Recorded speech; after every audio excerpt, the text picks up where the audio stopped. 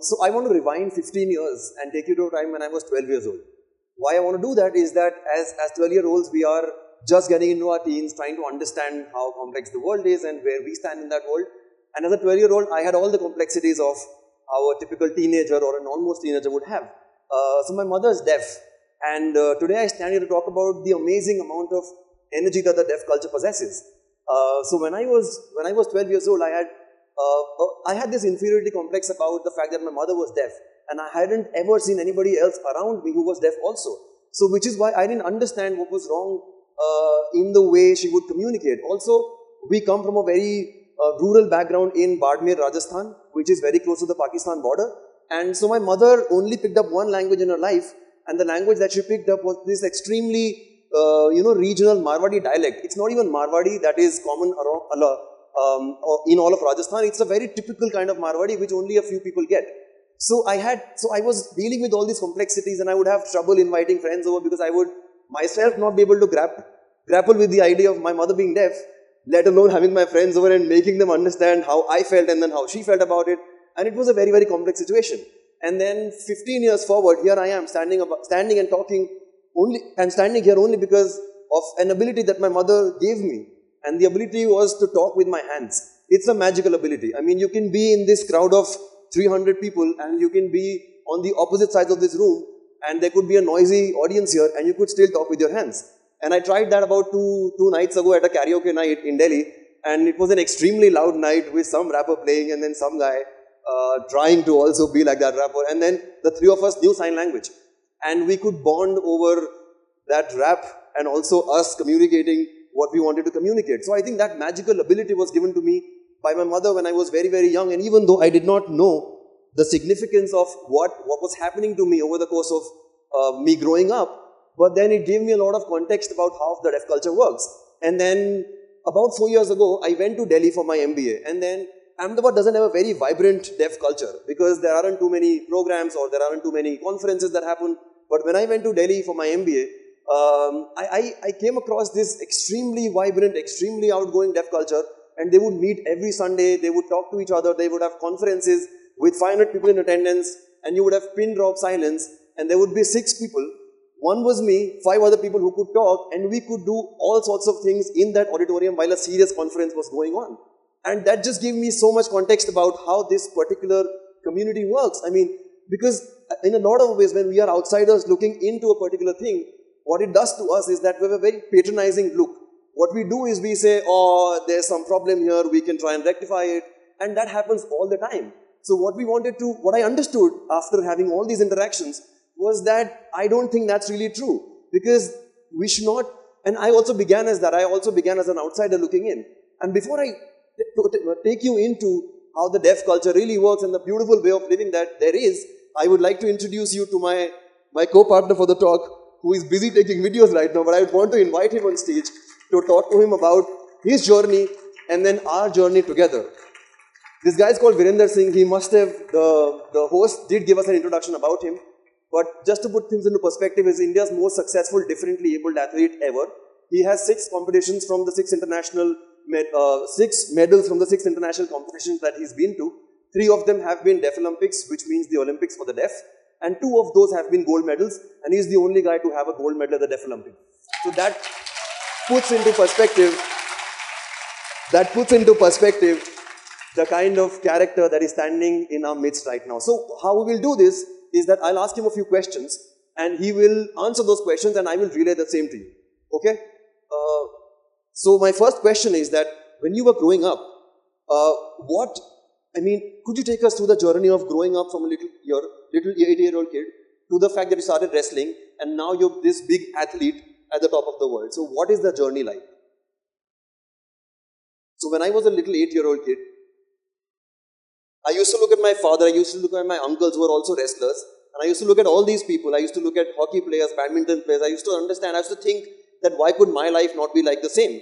But I would keep, because I can't hear, I have this special ability to understand more, and which is why when I keep looking at these athletes, I got inspired from their stories, and I said, maybe I can't hear and speak, but I can still be very good at what I do. And which is why I kept working hard at what I do, and which is wrestling. And my father really helped me all through the process, gave me all the needs that I want. and also gave me a lot of discipline, hit me sometimes. But then it was very important for me growing up, and I didn't want to get up at about 4:30 every morning, but then he would make sure that I got up, and then although I was tired a lot of times, I didn't want to do it, but then over a course of time, I understand that it is the best for me, because when I understood that this is something that will give me my standing in life and also a lot of respect and friends, I think that's when it grew into me that I should become a proper wrestler. So slowly when I started winning and I went to the Deaflympics, won my first medal, and also I go to a lot of dangals, which is basically mud wrestling competitions.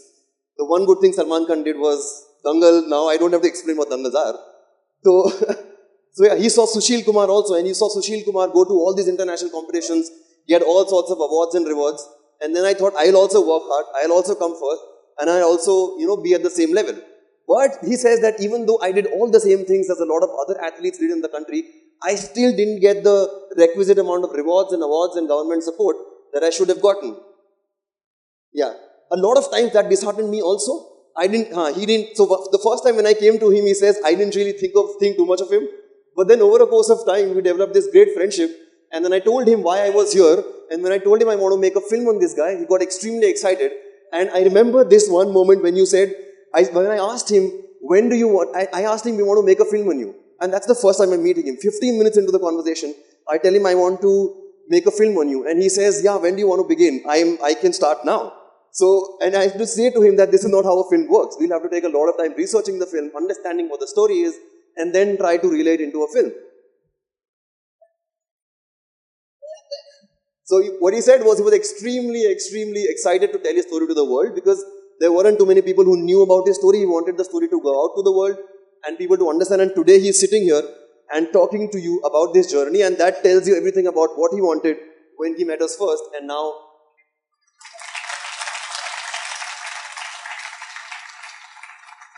In 2002, he went to a normal competition as a 21-year-old, and he won the National Cadet Wrestling Championships. And as a matter of winning that, he got automatic qualification to the international event. So the automatic qualification stood. But what happened was they called him to a camp in Nagpur, and they made him stand with his back to the whistle. They blew the whistle, couldn't hear the whistle, disqualified him. Internationally, it is mandated that for somebody who can't hear the whistle, you have to just tap them on the back. It's very simple. For the guy who can hear the whistle, blow the whistle. For the guy who can't, just tap him on the back. They didn't do that. Did not send him to the international event. Made him stand with his back to the whistle. The other guy defeated him. And the second guy who lost to him eventually in the national competition went to the eventual international event. So that was his initiation into discrimination that the sporting world in India has. And over a course of time, it got more grave. And he had to face the repercussions of being somebody who was differently abled, and nobody would really make an exception for one guy, is how he saw it. And that's what happened also when we met him about 10 years after this incident. But over the course of the 10 years, he tried to go to many national competitions, also won a few, but could never represent India at a normal, I hate the word normal, but at a normal able-bodied Olympics, which was the dream. It was his dream to go to, for example, the Rio Olympics. I mean, he should have been there. But what happened with him was that because he couldn't hear the whistle, would get disqualified all the time. And then that's what his journey led to. But in 2005, he went to the first Deaflympics, saw people from different communities and cultures come together and talk about and understand. For the first time, he understood that there were a lot of deaf people, and there was a competition just for the deaf. And somebody told him about it about a month before. And then he went to the Deaflympics, eventually came back with a gold medal. And still there was no recognition to show for it. So that's...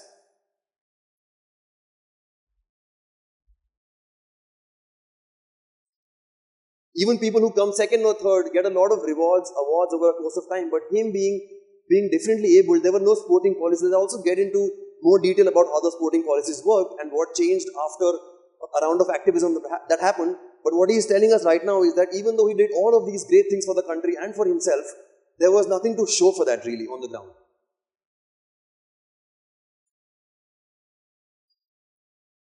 But he said that even when that did not happen, it did not dishearten me.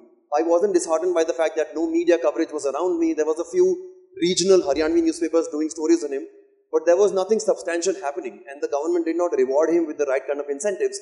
But he said that what I could do was to keep on fighting. What I could do was to keep on wrestling and be good at my sport, and which I continue to do.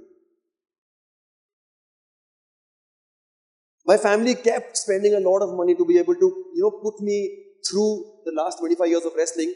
And it was a lot of effort that they had to go through. But looking back, it's also an amazing journey that he's been through. I'll ask him the second question, and the question is, what do you think about being deaf? He says that I don't pity myself. I don't really want people to sympathize with me. That is not what I've ever wanted. There are so many horns, people keep shouting at each other, people say all kinds of cuss words to each other. I have to listen to nothing. I can sleep peacefully at night. And he says that if I could hear, I wouldn't be able to sleep peacefully at night. And he also says that a lot of women also shower attention and affection on him when they know that he's differently abled and also he can't hear. So they come and shower blessings on him. So I think that really informed a lot of what we wanted to do with the film. Because we came from an outsider's perspective, but then this guy, he changes all of that when you walk into his surrounding. He's an extremely charming character. And when you meet him, it just changes. The perception of a disability or a different ability just changes for you. So, could you take us through the problems? I'm asking him the problems that he faced while he wrestled or while he's gone into a little bit of that. For example, the competitions that he went to, came back at no recognition, but I still want to take us through the problems that he faced.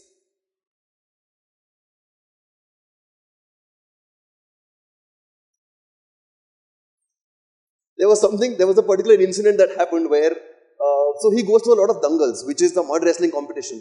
It happens in the northern hemisphere where a lot of, every Sunday around festivals, you will find a lot of mud wrestling competitions where the main fight was reserved for him. He was always the main fight of the evening, and he would always be fighting wrestlers 20 years heavier than him and also who could hear and speak.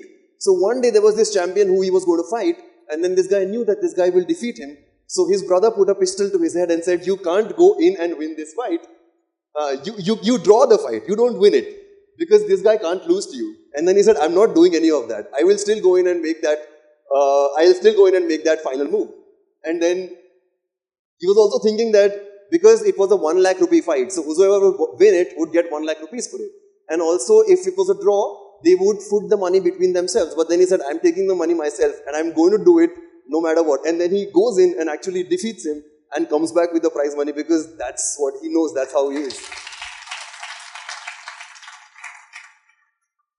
And next time I go in, their heartbeats are really fast. And I'm somebody who doesn't really think too much about it because I've worked so hard at what I do. And which is why I know my ability, I understand where I come from. And hence, I don't really worry too much about these things. He says that God is with me, so I don't really need to worry about a pistol on my head. But I still am a very humble human being, is what he says. Even though we're talking about these achievements and this superhuman character. But he still says that I really think that a lot of it has been given to me by God. But I've also worked really hard for it. But I want to stay grounded and be who I am. Because that's how I would like my life to be.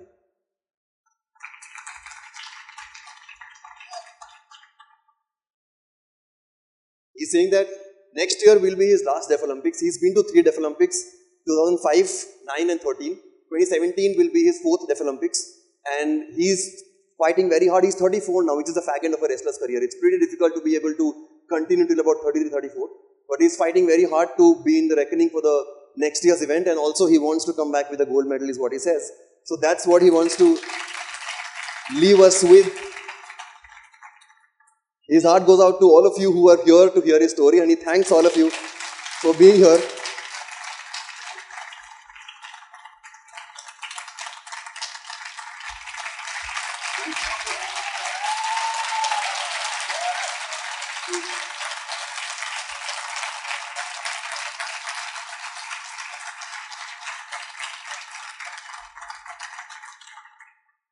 Thank you so much. That is a great feeling. Thanks to him, I did not do anything, I'm sure, but thank you anyway. So this talk is about an unlikely friendship that we developed. It's been about 3.5 years since I know him, and I will take you into how this actually came into being. This is one of the mud wrestling fights, and this is the photograph that has come on and off in newspapers, and this is the only photograph that they want to use all the time. This is again him posing for another newspaper article. I will take you into, and this is when he came back from the 2013 Deaflympics with a gold medal. So we went to the airport and then we shot with him. There were about 100 people, all Haryanvi men dancing to Dol, and this was the international airport arrival. So when we started the film, the first time when I went and met him in about September 2012, I saw this newspaper article. There was only one national newspaper article on this guy before we started making the film. So I happened to see the newspaper, and I was in Delhi studying for my MBA, and I just fell in love with the story. This was about a differently abled athlete who was deaf. I wanted to understand the deaf culture. I had also been in sports for the longest time in my life, and I said that this is maybe the perfect amalgamation of whatever I wanted to do, and also been with social issues almost all my life. So I said maybe I should go and meet him and talk to him about the fact that I really want to do something with this story. And it was discussed between me and my partners, Meet and Pratik, that I will not tell him about the film right now, because if it doesn't get made, it will reflect badly on us. But I go and meet him, and that's also a very fascinating story, how I met him. I almost missed him because nobody in the stadium knows him as Virender. So I try looking for a Virender, and there are about 150 men singlet clad and very muscular, and I obviously stand out because I'm nothing like that. So I walk in, I'm trying to look for Virender, and nobody knows who this guy is. And then I'm almost about to leave when this imposing figure walks up to me and says, "What brings you here? You should go out right now." And I was like, okay, I was looking for a Virender, but he said, "There's no Virender here. You should totally get out right now." And I almost as an afterthought, I turned and then I said, "Is there a Goonga here?" And he said, "You should have told that earlier." "No, Goonga, he's somewhere there and you can go and meet him." So I go and meet him, and he doesn't know me, I don't know him. And I'm all nerves as to what to do, and I don't know his language that well, even though I know a little bit of sign language, but is that the only time there? Oh, okay. Before that, okay, anyway. So I go in and meet him, and I'm all nerves because I don't know this guy. And then when I walk up to him, he's an extremely charming character, hugs me and says, "What brings you here? And I would love to talk to you." And then, so his want to tell his story really came out. And this is one clip that really informed also the way we looked at this film, because it's a very serious clip. You will love this clip, and it also made us think of the film in a very different sense. And I will now want you to play the clip.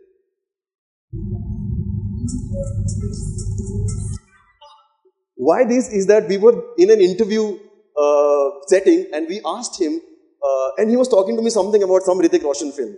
And he did this, the two thumbs thing, and I couldn't get it, because that's how he works. He works with symbols and signs. And he said, "I don't get what you're saying." And then he stood up and danced like that. And for us, it was going to be a tear-jerking film. For us, it was supposed to be a film that would move people, that would make people laugh, that would make people cry, that would make people, sit up in their seats and, take pity on him and sympathize with him. But what happened was that it changed entirely for us. And then we wanted to make a film on this champion, not so much on the other story, which was about the wrongdoing by the system. It is also a part of the film, but it's not the pivotal part of the film. The pivotal part talks about this champion, this great ability, and that is what we here stand for. And at the end, could you take us to the last slide, please? Although I missed a lot of what I was supposed to say here, but I'll still go on to the last slide, which was, it took us to a lot of great places, and also won us the National Award. The only thing that why this talk was important for me was that we should try looking at different ability differently now, because we've always looked at it patronizingly as the person outside looking in, and we should rather look at it from the inside, try to understand where they come from, and develop a more humane approach to different abilities. Thank you so much.